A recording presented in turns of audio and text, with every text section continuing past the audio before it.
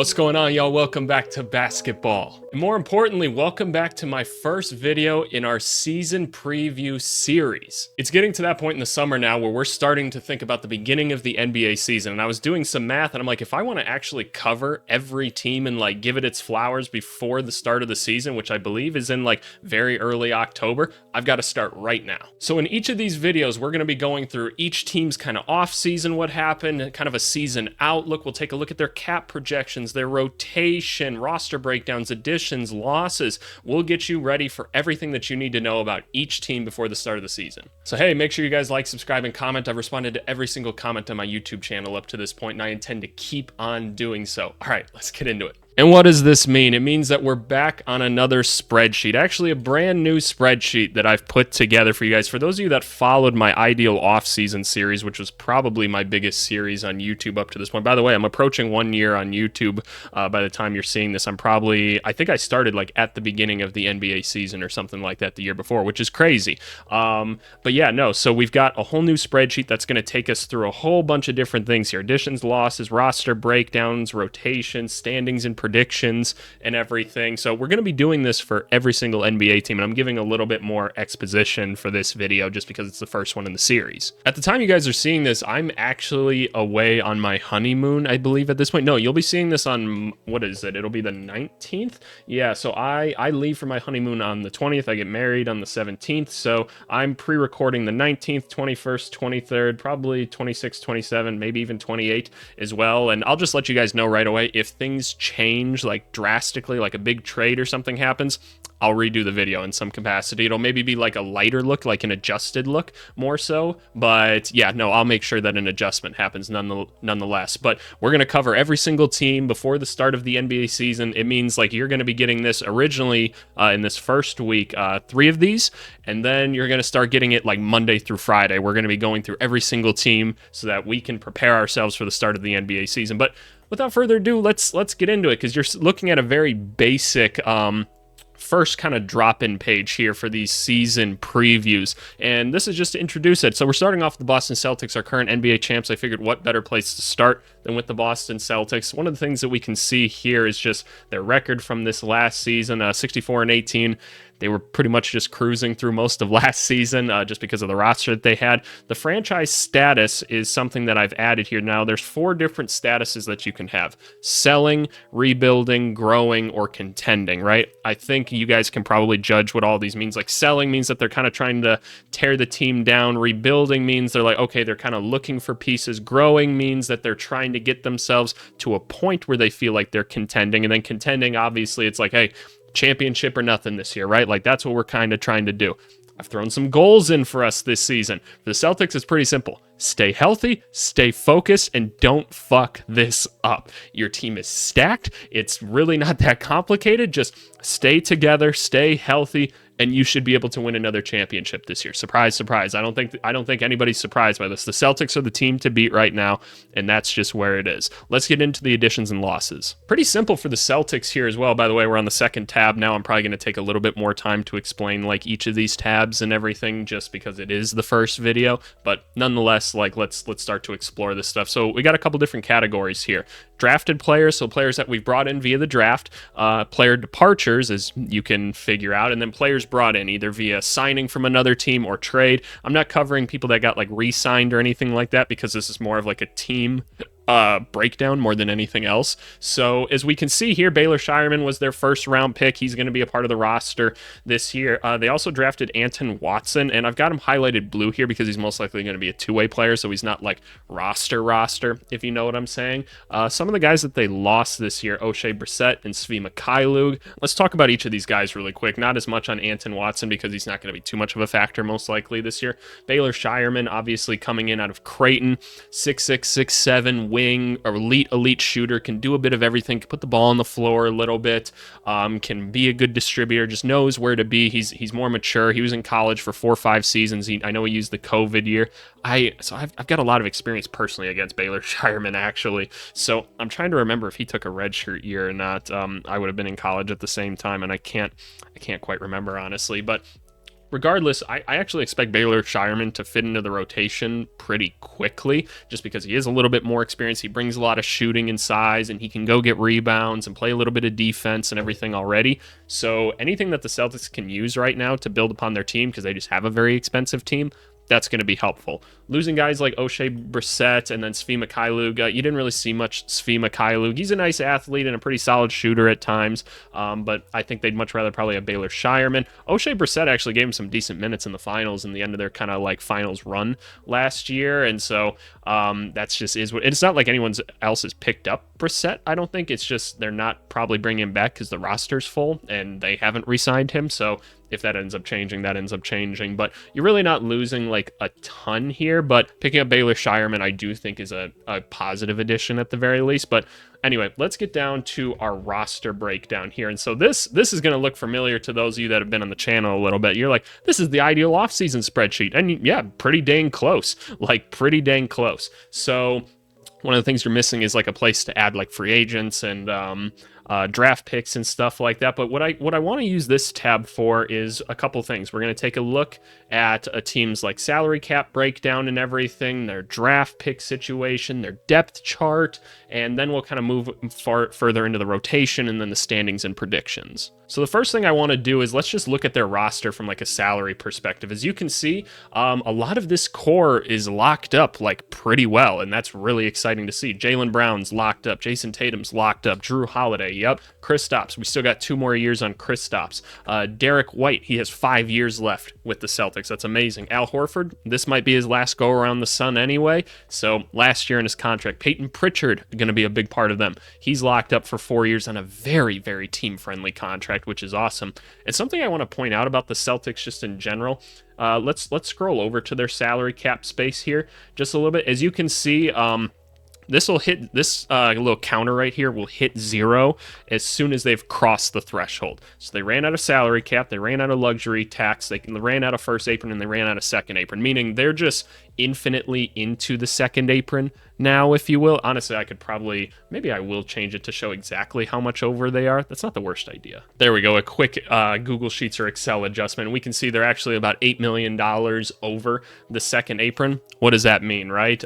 We can actually see here, if you guys want to pause the videos, like this is kind of what happens when you go over the first apron. Second apron kind of stacks on top of this. Means they don't get any like mid-level exception. They can't put 2 players together in a trade to go trade for 1. That's a big thing with the second apron. Sending out cash as a part of trades, acquiring player using an exception. You can't do anything like that, and you can't take back more than exactly equal the amount of money, right? So not only can you not put 2 players together, but you have to take back either an equal amount of money or less money, right? So that's kind of the thing with these new aprons, right? Is it's really locking teams into the players that they have. And while you can go as far as you want really over this stuff to pay your own players, that's what the NBA wants. They want to keep players where they're at. It's just going to cost you more and more and more money.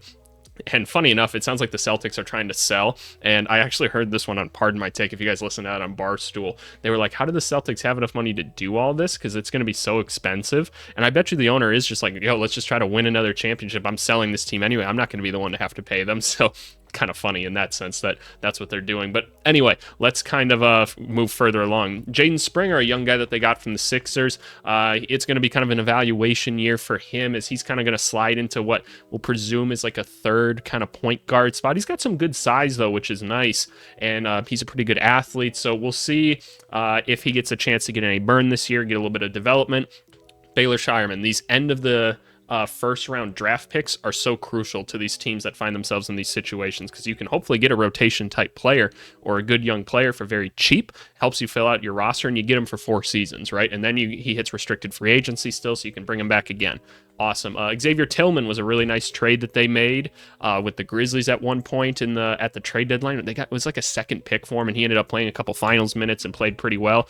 Neemias Queta, big 7-foot dude, run, jump, and dunk type guy, big and strong, just good to have. As you can see, they've got a lot of center depth, and even like Xavier Tillman could probably fall into that category and often does. And that's just because Porzingis gets hurt often. Al Horford's old, right? So you want to make sure you have enough depth there. Sam Hauser on the ultimate team team-friendly deal right now. That's going to change after this season, but he's locked up for 5 seasons. Luke Cornett got another 1-year minimum, and then another young guy by the name of Jordan Walsh, very team-friendly deal. Again, more of a developmental piece for him. Yeah, as we talked about, they're pretty strapped for cash at this point, but that's because the Celtics feel like, hey, you know what, we've kind of got the team that we've got at this point. This team was good enough to win a championship last year. Let's run it back. There's no way anybody can put together a team better than this, and they're probably correct about that. So they're like, let's just keep this core together and see what we can do about it. Because as we said when we're talking about the second apron, there's not much that you can do once you're in these aprons. And let's be honest, if you're going to be a contender, you're probably going to hit these aprons. Like, there's not much that you can do to bring in talent afterwards. And if you lose talent, that's actually the hardest thing. That's what the Denver Nuggets suffered from this year, because they lost Kentavious Caldwell-Pope. And everyone was like, oh man, that really sucks. But that actually really, really sucks, because not only do they just lose him, they don't even have the money to go sign someone else now, because they're still within luxury tax. And once you hit luxury tax, you can only offer people minimum contracts unless they're your own player, right? So that's the only way you can go over luxury tax. So KCP leaves, all they get to replace him with is another minimum contract, dude. So you just lose someone. So you'd rather just lock up the players you have nowadays and just keep them, and then you have to try to trade them, which again, then you hit those crazy trade rules where now it's much harder. So you're going to see a lot more continuity on teams probably going forward now, especially on the better ones, which I'm personally a fan of. It means you get to kind of be a little bit more attached to players, but just know that that's kind of what's going on. Let's take a look at their draft pick situation here. So they've actually got their first round pick a lot of years coming up, 25, 26, 27. Don't have the 28 pick or the 29, but then you have 30 and 31. There must be like protections or something on that, because how did they trade 28 and 29? I don't know. Maybe I'm wrong about that or somehow, but that's weird. But regardless, this is really awesome that they still have this many draft picks, because like Baylor Shireman we saw this season, right? Al Horford's most likely going to be done after this season, at least I would presume so. Maybe a Jaden Springer's gone. Maybe Luke Cornett's gone. And as we just talked about, you can only offer guys minimum contracts. So maybe there's going to be some vets that they want to go out there and get for minimum contracts. I'm sure they'll have a good pick of them going forward as they continue to be in title contention.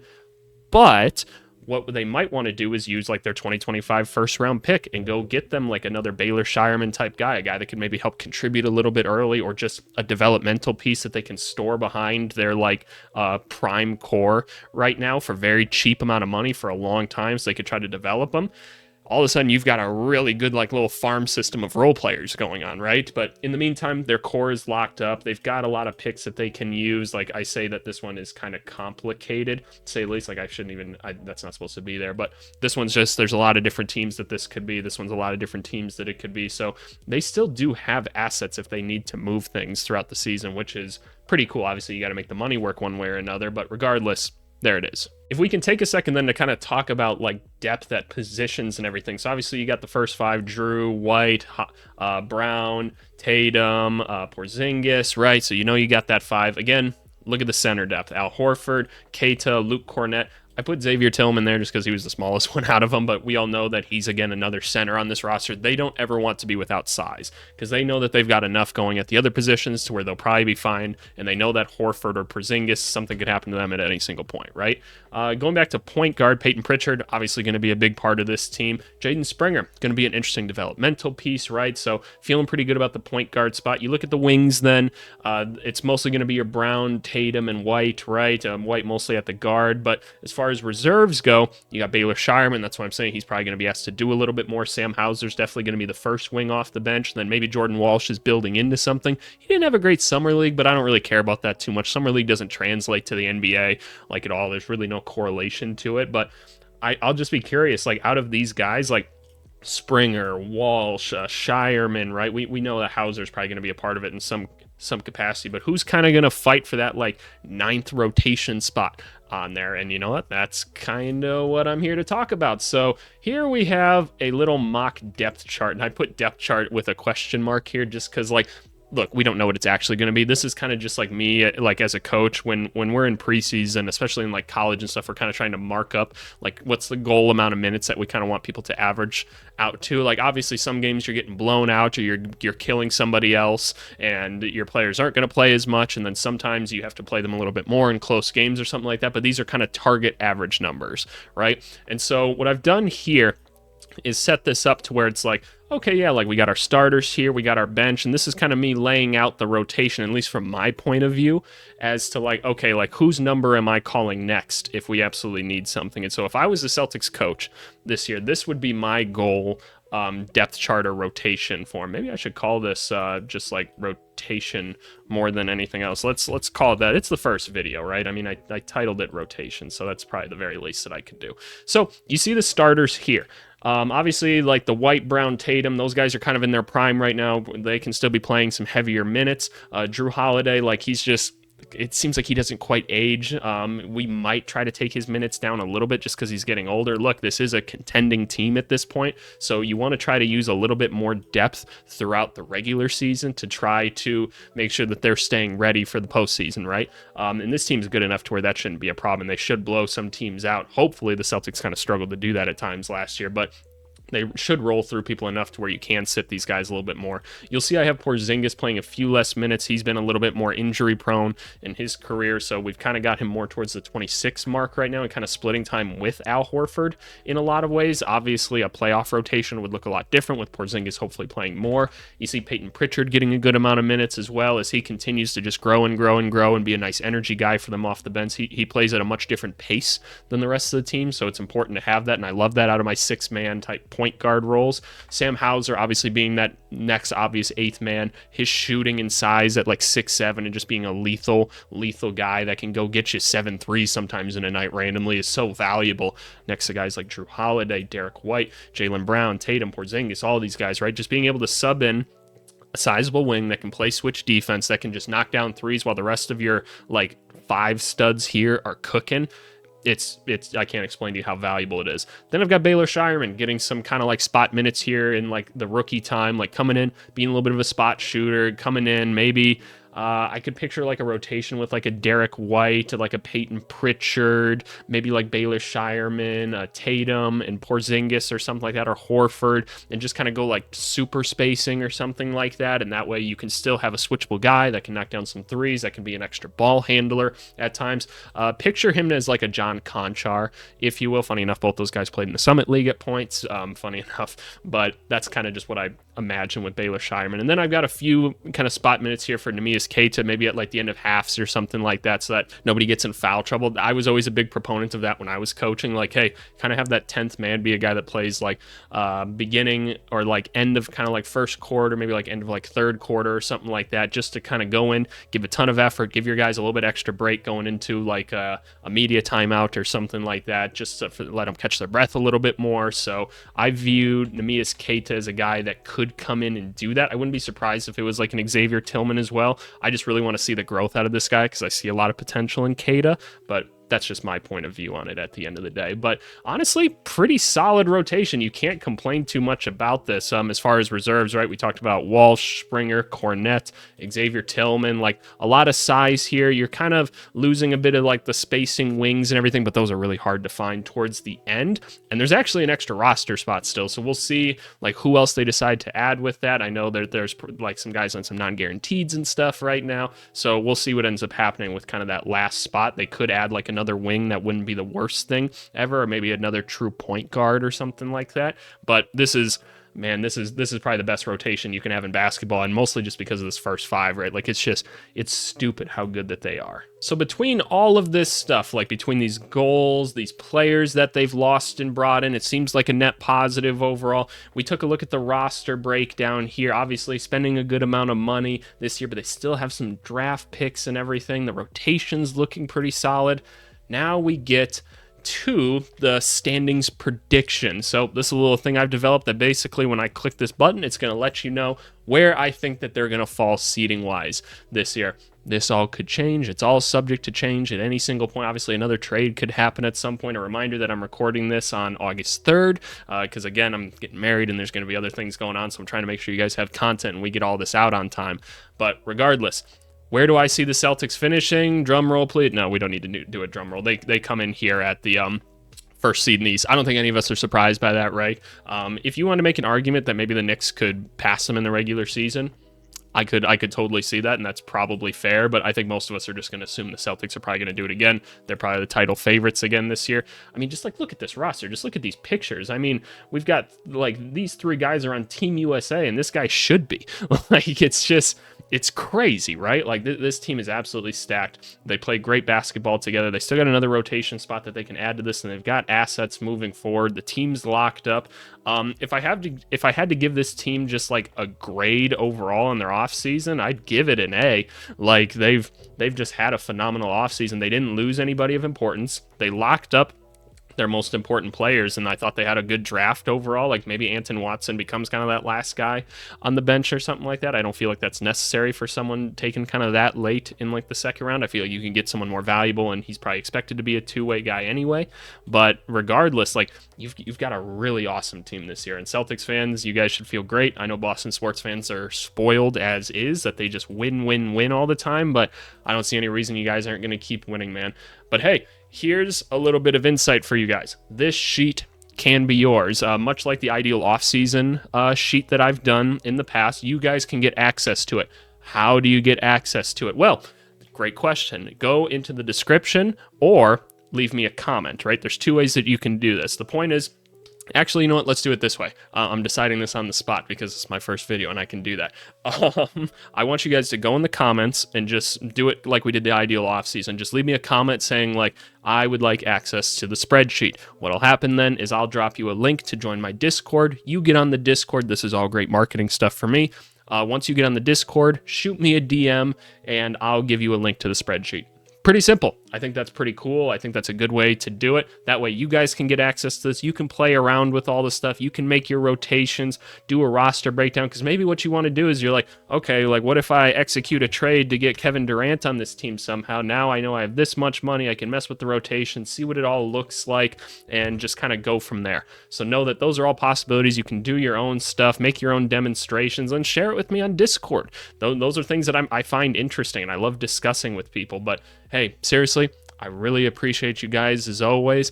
Thanks as always for watching. This is the first of many in this series. This one's obviously a little bit simpler because the Celtics didn't do a whole bunch this offseason, and I think we all know how good that they're probably going to be during the regular season. It's really just stay locked in and get going from there. But hey, another video coming out Wednesday, Friday regarding this week. I'll leave the team as a surprise or whatever. But hey, leave me comments as to what team you're excited to see, which one you want to see next, because that might influence the order that I do these things in. But as a reminder, I'm gone on a honeymoon for a little bit, so these are all going to be pre-recorded for a while. But hey, thank you guys so much as always, and we'll talk to you later.